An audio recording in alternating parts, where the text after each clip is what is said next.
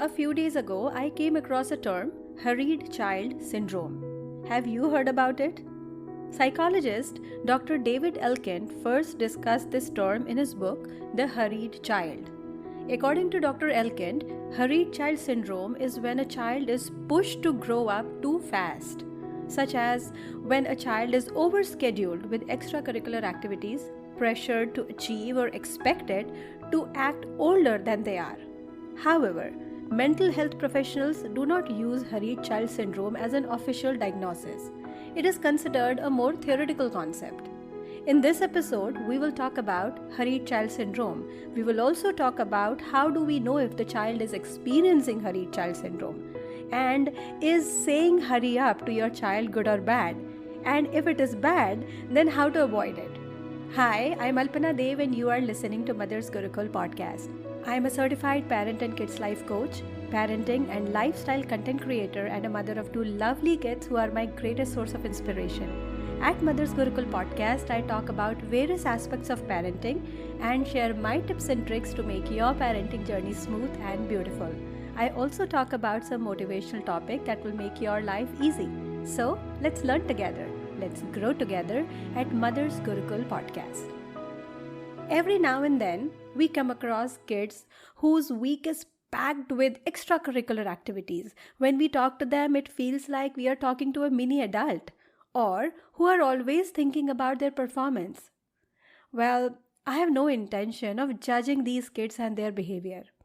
But what I'm trying to tell you is, from the outside, they seem like the perfect combination of qualities a parent might desire in their child. That is, an outstanding academic record, mature behavior, and a multi-talented personality. But sometimes, kids may be anxious, which parents are not realizing.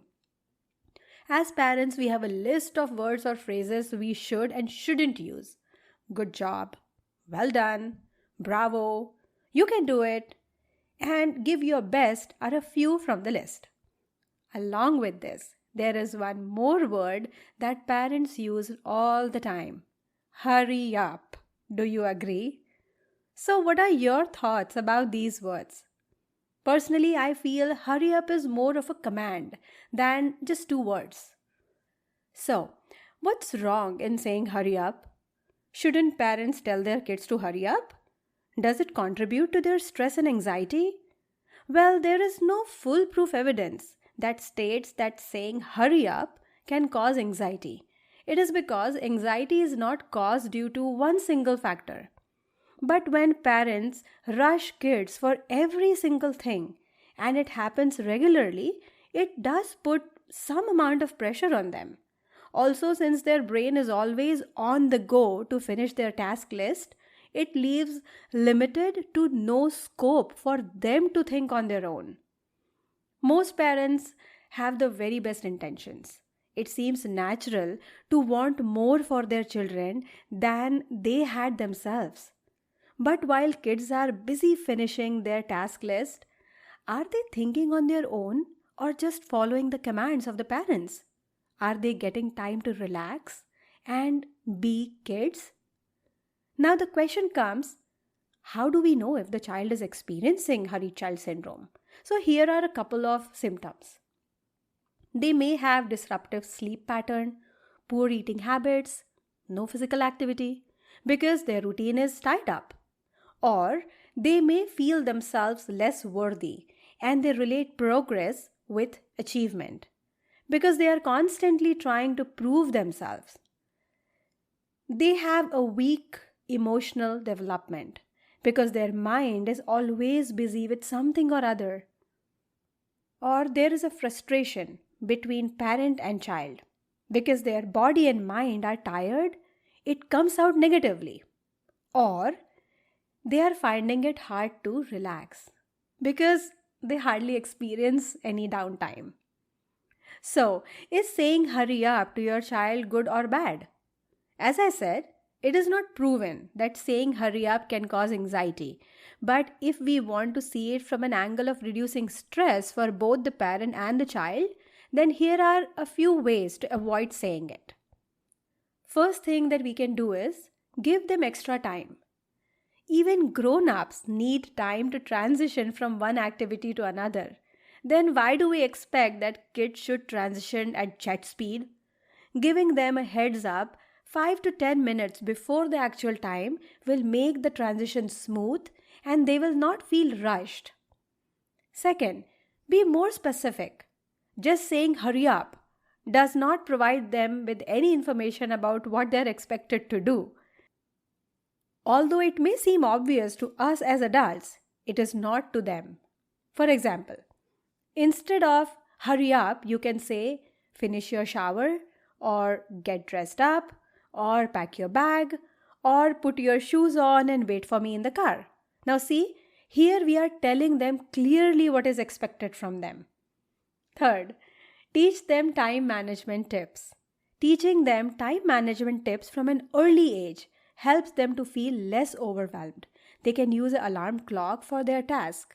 Even when taking a break, setting a timer can help keep the break within control. Next is manage your anxiety level.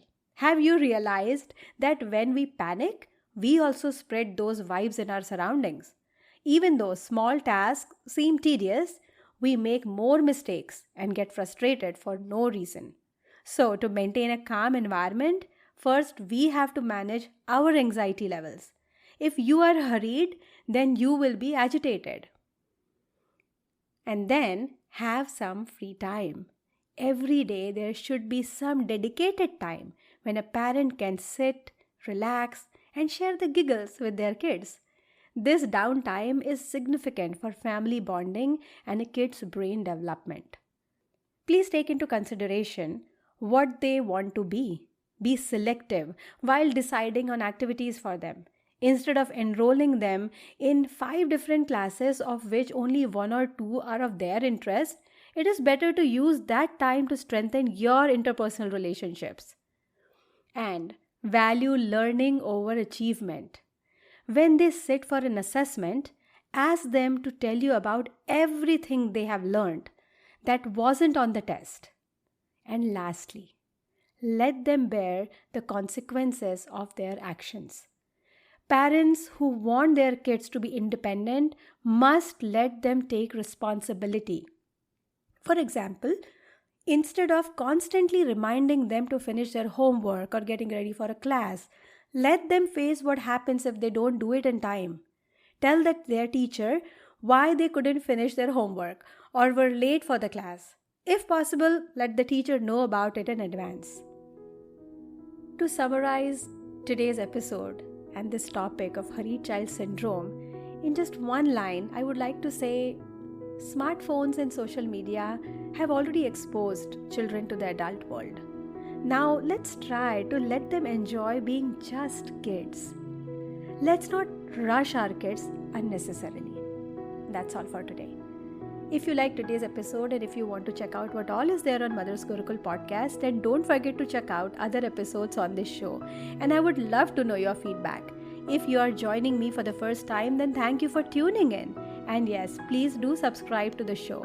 If you are listening to this podcast on iTunes, then I request you to give your rating and review so that other people can also find us.